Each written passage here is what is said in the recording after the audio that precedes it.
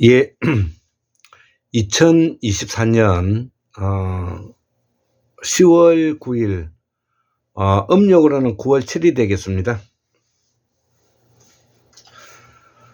아침 9시 반이 되었는데요. 제가 이제 무더웠던 여름이 좀 지나고 10월 달이 들어오니까 제가 조금 이제 몸 상태도 좋아지고 마음도 조금 평온해지는 것 같습니다. 그래서 제가 끈질기게 공부하고 적어왔기 때문에 오늘도 아침에 이 많은 내용들을 적고 있습니다. 특히 이 부분이 매우 중요한 내용인데요. 동국조선, 대명조선, 일본 열도, 그래서 오늘은 좀 재밌는 이야기를 한번 해볼까 합니다. 환구문명학술은 304번째 태고사의 새발견, 오늘 5번째 강의로서 환국사 복원사업으로서 삼지 제도와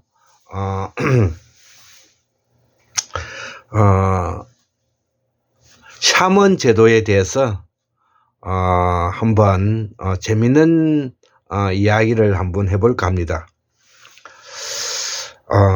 우리가 1592년도에 일본에 있는 쪽발이들이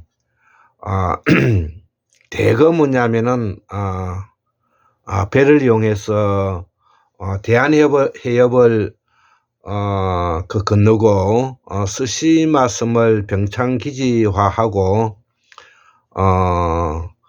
지금까지 있지 않았던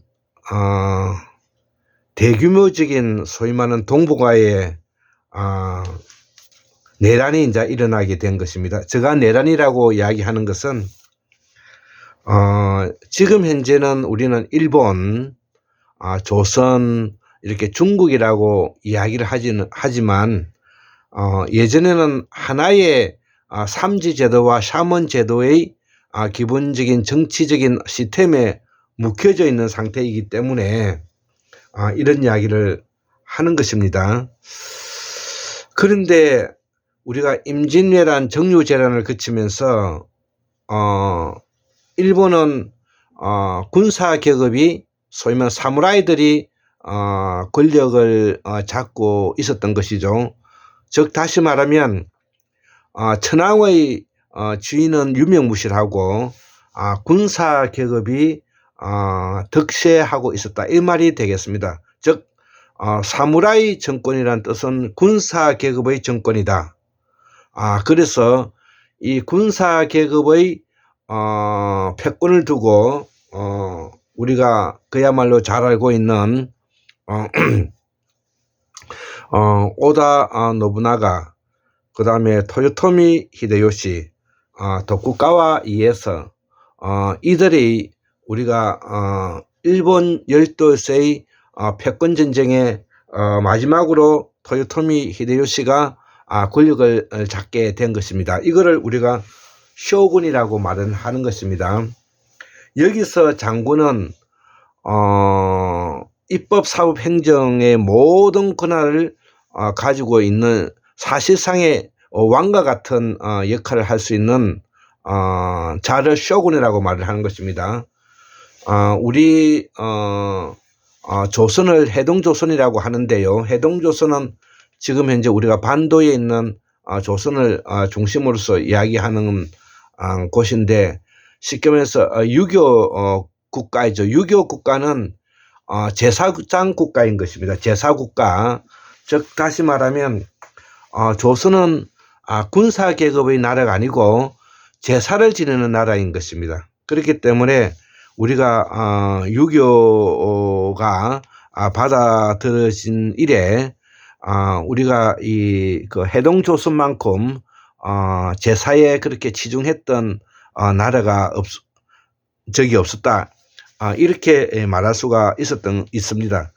우리가 고려조라고 말하지만 고려조에는 불교 국가이기 때문에 사실상 그 제사 국가가 될 수가 없고요. 호족 국가의 연방체 지방 분권화되어 있는 연방 국가다. 이렇게 연방 국가가 아니라 지방 분권화되어 있는 그 국가다. 이렇게 이야기할 수가 있고, 또 왕이라고 있었지만 사실상 전제 왕권 국가의 또 왕과 같은 역할과 힘이 주어지지 않았던 또 시기이기도 하다.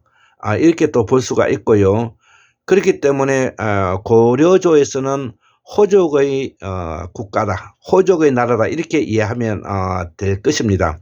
자, 그렇기 때문에 또 이 중원에서는 이 몽고라든지 기타 이런 많은 부족들이 다시 연합하고 흩어지고 하면서 또 몽골 제국이 생기고 원나라가 생기고 그 다음에 부기가 생기고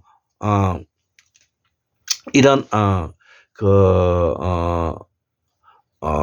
과정을 거듭하기 때문에 그야말로 군사 패권 국가라고 이야기를 할 수가 있는 것입니다. 그럼에도 불구하고 우리는 지금과 같은 우리가 교육과 공부로서 이해하게 되면 우리의 고대사를 이해하기가 어렵게 돼 있다. 이 말을 제가 하는 것입니다. 자, 그래서 비록 매우 군사 계급이 반란이 많이 일어나고 군사 계급의 사무라이들이, 군사 계급들이 우리가 이 고려조에도 무신 정권이 바로 이 사무라이 정권인 것이죠. 쉽게 말해서 무신 정권이 바로 군사 그 국가인 것이지 않습니까? 그래서 우리가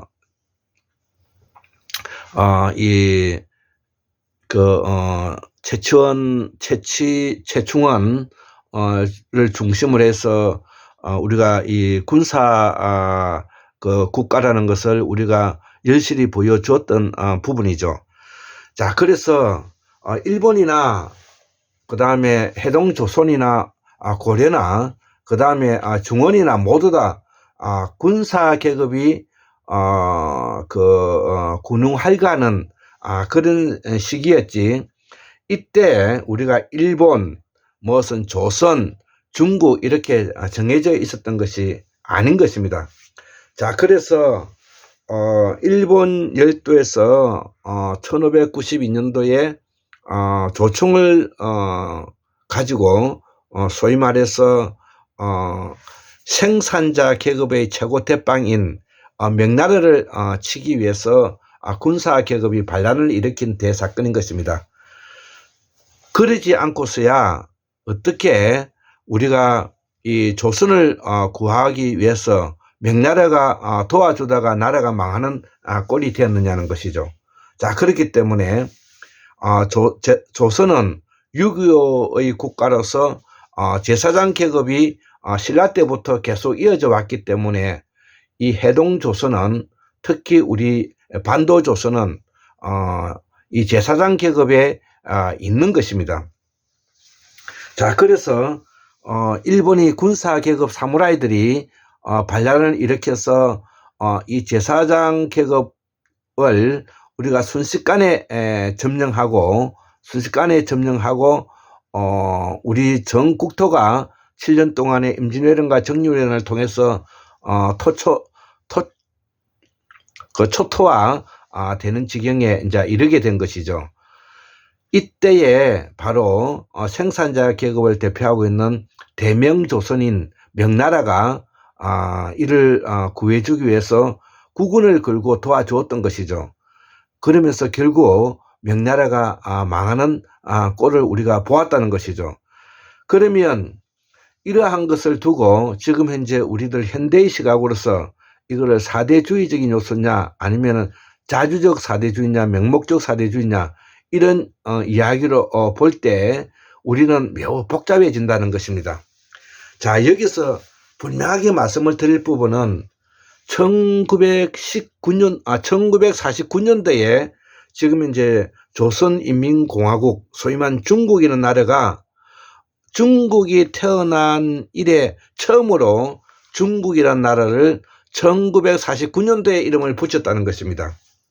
자, 그렇기 때문에 바로 그전에는 조선이 이 중원을 다스리고, 그 다음에 해동조선이라고 말하는 반도조선이 바로 제사장 계급으로서 이 조선을 다스리고, 일본의 사무라이들이, 소위 말하는 군사 계급들이 신진 조총을 들고 나오고, 군사 계급이 천하 통일을 하면서 그 힘을 바탕으로 해서 패권 국가적 요소로서 군사 계급이 제사장 계급을 몰아내고, 소위 말하는 생산자 계급인 대명조선까지 먹겠다는 정명가도라는 것이 바로 그런 것인데요. 이것이 바로 군사 계급의 반란인 군사 구테타가 되는 것입니다. 자, 그래서 결국은 이 조선의 제사장 계급으로서의 이 해동조선을 먹지도 못하고, 그리고 이 생산자 계급인 대명조선인 명나라는 군비를 많이 쓰고 나라가 결국은 몰락의 길로 들어서게 되었다는 것입니다. 일본도 사무라이들이, 군사 계급들이 7년 만에 해군했고요. 해군한 이래 다시 도쿠가와 이에야스가 군사 계급을 가지고 일본 열도를 이끌어 갔다, 이렇게 우리가 이해하면 되겠습니다. 자, 그래서 우리가 이 고대사를 바로 이해하기 위해서는 샤먼 제국의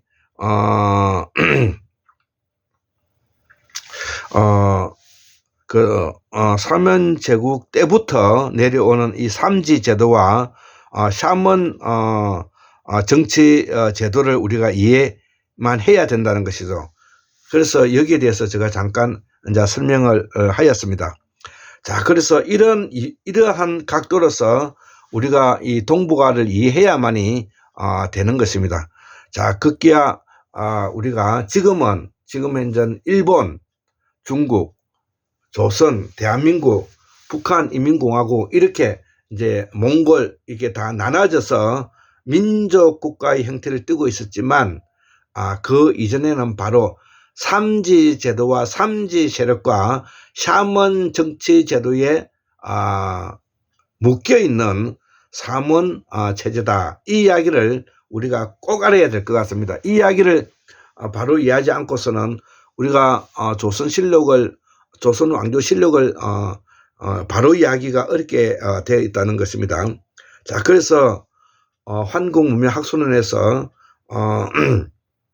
그동안에 연구하고 준비된 내용들이 바로 이러한 내용들로 채워져 있다는 것입니다. 자, 그래서 한국사 보건사업으로서 최근래에 일어난 우리의 역사적인 사실부터 이해를 해야만이 그 전에 우리가 그 고대사를 이해하는데 큰 도움이 된다는 것입니다. 예, 다시 한번 말씀드리지만 우리가 1592년 임진왜란은 바로 삼지 세력인 샤먼 제도의 정치 시스템과 정치 제도에 대한 헤게모니를 두고 일본의 사무라이들이, 일본의 군사 계급들이 구테타를 반란을 일으켜서 제사장 계급을 굴복시키고 생산자 계급인 중국의 본토인 대명조선을 먹어치우겠다는 그런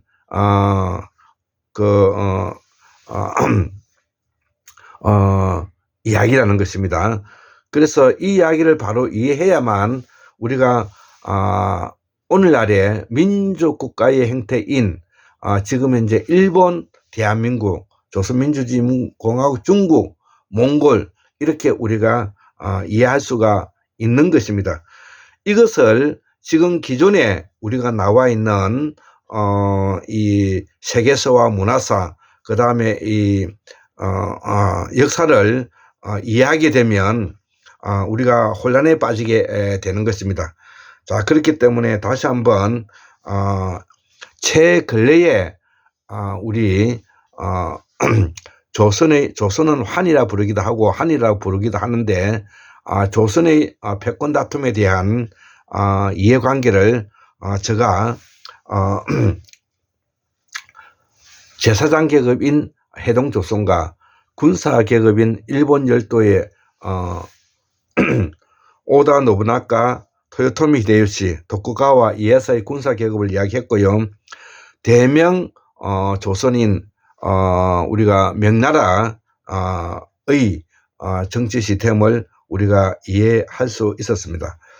자, 그래서 특히 이 임진왜란은 삼지 제도의 군사 계급인 일본 열도가 대명조선인 생선자 계급을 치기 위한 반란이었다 이거죠. 이런 측면에서 우리가 조선 왕조실록을 읽고 이해하면 이 내용이 이해가 된다는 것입니다. 자, 그래서 조선이라는 것은 우리가 지금 현재 대한민국과 조선인민공화국만 이야기하는 반도조선만이 아니라 조선은 여러 오랜 시기 동안에 조선과 환, 그 다음에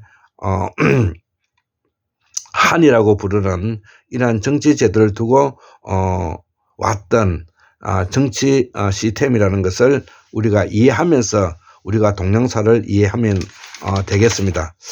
자, 그래서 오늘은 너무나 중요하기 때문에 우리가 꼭지 두 번째 이야기로서 뉴라이트 사상과 철학에 대해서 다시 한번 설명을 드리겠는데요. 이 뉴라이트 사상과 철학은 바로 인조 반정 이후의 군사 쿠데타 세력의 후손과 그 다음에 친일 부역자 세력의 후손과 그 다음에 반공 이데올로기의 세력의 후손과 그 다음에 군사 쿠데타 세력의 기득권과 그 다음에 검찰 쿠데타의 세력들로 이루어져 있는 이기적인 물질 이기적인 기회주의적인 자들의 을 대변하는 정치 사상 철학 서이다. 그래서 이 뉴라이트를 다른 말로 표현하면 토착 외구가 되고, 토착 외구는 또 뉴라이트는 식민주의라고 하는데, 식민주의라는 것은 자국민을 대상으로, 일본이 조선을 대상으로 하는 것이 아니라 자국민이 를 대상으로 하여 친일 행각을 저지르는 것을 우리가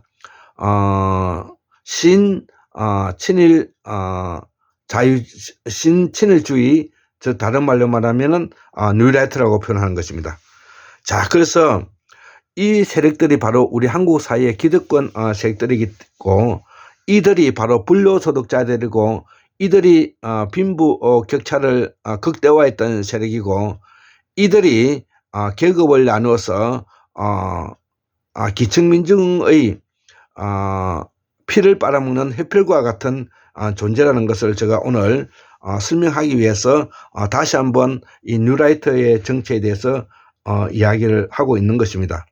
자, 그래서 이들의 집권 기간은 약 400년 정도 된다고 말씀을 했습니다.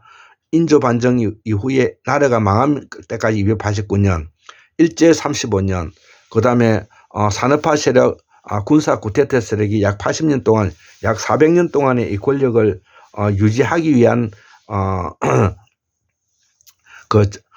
정치 사상 철학서다 이거죠. 자, 그래서 그러면 이들이 내세우는 사상과 철학이 바로 뉴라이트고 토착이고 신식민지화 이론이고, 이 2000년대 중반에 2000년도 중반에 탄생해서 미국과 영국의 우익주의의 영향을 받아서 안병직이라든지 그다음에 이영훈이라든지 그다음에 김진웅 목사라든지 서경석 목사 같은 이런 사람들이 주축이 돼서 만든 이론서라는 것이죠. 뉴라이트적 사상과 철학이 되었다는 것입니다. 자, 그래서 네 번째, 그러면 이 단체는 누가 이끌어가느냐? 우리가 이영훈이 낙성대 경제연구소 같은 것이 반일 종족주의를 썼던 사람들이고요. 그 다음에 식민지 근대화론을 썼던 사람이고, 그 다음에 박정희 세로보기, 이승만 추종주의, 그 다음에 1945년 8월 15를 건국의 날이라고 이렇게 주장하는 사람들을 이야기하고 있는 것입니다. 자, 그래서 그러면은 이러한 뉴라이터들이 이렇게 주장함으로써 얻는 이익은 무엇이냐?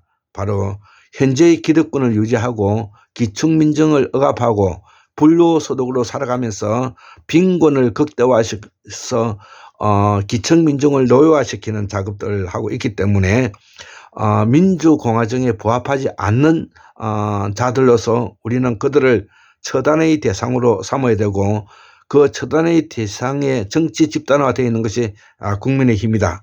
이렇게 우리가 보면 되겠습니다. 자, 그렇기 때문에 저는 국민의힘의 연놈들은 아예 사람으로 보지 않기 때문에 제가 매우 격앙된 모습으로 적대적인 요소를 가지고 있다. 이렇게 제가 생각을 저도 하고 있습니다. 자, 그래서 그러면 이들이 가지고 있는 사상적, 철학적 배경에는 어떤 것들이 있느냐? 첫 번째, 기회주의적인 요소가 있고요. 두 번째는 이기주의적 요소가 있고, 세 번째는 물질 만능주의가 자리 잡고 있죠. 네 번째는 289년, 35년, 80년을 포함해서 400년 집권을 연장하고자 하는 데 있고요. 다섯 번째, 영미석의 수직적 리더십을 근간으로 하고 있고, 아까 앞에서도 이야기했다시피 미국과 영국의 신우익의 영향을 받아서 2000년도에 뉴라이트가 시작되었다는 것입니다. 안병직과 이영훈이, 김진웅이, 서경석이 주축이 되었다고 말씀을 드렸습니다. 자, 그래서 이들은 인간을 자원으로 보고 일곱 번째는 서열화시키고 계급화시키고 차등화시키고 경쟁화시키는 그래서 친일 부역 세력들이 교육시킨 대로 훈련받았던 한국 사회의 사자 출신들의 관료들이 바로 다 갈아치워야 되는 이유가 그런 것입니다. 그들은 결코 자기 이익과 이득을 위해서 자기의 불리한 부분을 감추고 살아가는 것들인 사람들입니다. 자, 그래서 일곱 번째는 서열화시키고 계급화시키고 차등화시키고 경쟁화시키는 부분들을 우리가 알아야 될 것이고, 자, 그럼으로써 그들이 이익을 극대화하기 위해서 해벌기 빨대론을 가지고 있는데, 그것이 바로 지시하고 명령하고 억압하고 착취하는 소위 말하는 빨대 이론을 가지고 있다는 것이죠. 그리고 이들의 주장은 우리가 건국절을 1945년 8월 15일 해방이 되고 1948년 8월 15일 날을 우리가 건국절로 하자, 이렇게 이제 주장하고 있는 사람들이죠. 이들은 이승만을 추정하고 미국의 사대적 요소를 가지고 있는 사람들을 이야기하는 것입니다. 자, 그러면 이 뉴라이트에 대응하여 그러면 우리는 어떠한 이론과 이러한 철학과 사상을 우리는 준비해야 되는가? 그것이 바로 한국문학소론에서 내놓은 대안인데요. 이것이 바로 우리는 진보민주통일 이데올로기를 가지고 있다는 진보민주통일 이데올로기를 가지고 있다는 것이죠. 자, 그래서 첫 번째로 자주적이고 자립적이며 자치적인 토대를 바탕으로 한다는 것입니다. 자, 그래서 동학과 상해 임시정부, 4.19, 5.18 광주 민주화운동, 8.17 민주화운동, 그 다음에 박근혜 탄핵 촛불혁명, 이것이 바로 자주 자립 자치의 진보 민주통일 이데올로기의 핵심적인 정치 학습이라는 것을 말씀을 드리고 싶고요. 자, 그래서 여기에 1919년 3월 1일 우리가 김미 독립선언서에 나와 있는 사상과 철학을 학습해야 될 것이고, 두 번째는 자주적이고 자립적이고 자치적인 국토의 완전한 분권화로서 조선 통일 연방제 형태로, 팔도 연방제 형태로 사법 입법 행정이 분리화되어 있는 완전한 우리가 연방제 형태로 나아가야 된다, 이렇게 이야기를 하고 싶고요. 두 번째는 서민과 중산층을 위한 정부가 되어야 된다는 것입니다. 서민과 중산층을 위한 정부로서 우리가 빈곤의 문제를 해결하고 우리 한국 사회에 서열화되고 계급화되고 차별화되고 경쟁화되어 있는 부분에서 빠져나와서 우리들의 정치적인 틀을 우리가 세울 필요성이 있다는 것이죠. 자, 그래서 여섯 번째로 정조 시대 때 집권을 좀 하였고요. 그 다음에 김대중 5년, 노무현 5년, 문재인 5년은 우리 한국의 진보 문명사를 말아먹었던 놈이기 때문에 제가 빼버렸습니다. 자, 그래야 약 400년에 비해서 약 한 15년에서 20년 정도의 우리가 그 집권 경험이 없는 것입니다. 자, 그래서 이 진보민주 통일 이데올로기는 바로 인간을 하늘보다 높이 평가하고 인간을 하늘로 보는 것이 인내천 사상인데요. 인간의 존엄과 행복을 바탕으로 하고 상생하면서 우리가 회원하는 그런 철학을 같이 공부하면 될 것 같습니다. 자, 그래서 우리 대한민국 헌법 전문을 우리가 유지시키고 이거를 바로 잡아서 9번째 상해 임시정부의 법통을 개성하여 연구하면서 우리가 앞에서 이야기했던 첫 번째에서 여섯 번째의 그 정파를 이해해야 되겠습니다. 다시 말하면 친중 위정척사파, 친일 개화파, 그 다음 민족주의 학파, 그 다음에 소련 공산주의 학파, 그 다음에 독일 스위스식 스칸디나비아식 모델, 이렇게 한 6가지를 우리가 정파를 이해해야 되겠습니다. 마지막으로 10번째, 독일 스위스식 정치 모델로서 이걸 스칸디나비아식 정치 모델이라 하는데, 우리가 이거를 이끌어가는 단체로서 한국문명학술은 있고, 연구자들은 바로 어떤 사람들이 있는가, 비록 우리 한국문명학술원에 소속된 분은 아니지만은 우리가 조선복 선생님이라든지 최동석 박사님이라든지 제가 그런 측면에서 함께 하면서 경제적인 바탕을 이끌어가는 사람이 되는 것입니다. 자, 그래서 앞으로 우리 한국 사회는 바로 이러한 진보 민주 통일 이데올로기 세력들이 중심이 되어서 정치 사상과 철학, 그 다음에 삼지제도, 고구려 백제 신라, 그 다음에 마한진한 변한, 하은주, 기타 등등 수많은 삼지제도를 바탕해서 우리가 연방제 형태로 발전시켜 나가야만이 우리에게 정치적으로 부합하다는 것을 제가 앞세우기 위해서 오늘 이렇게 강의를 하게 되었습니다. 예, 감사합니다.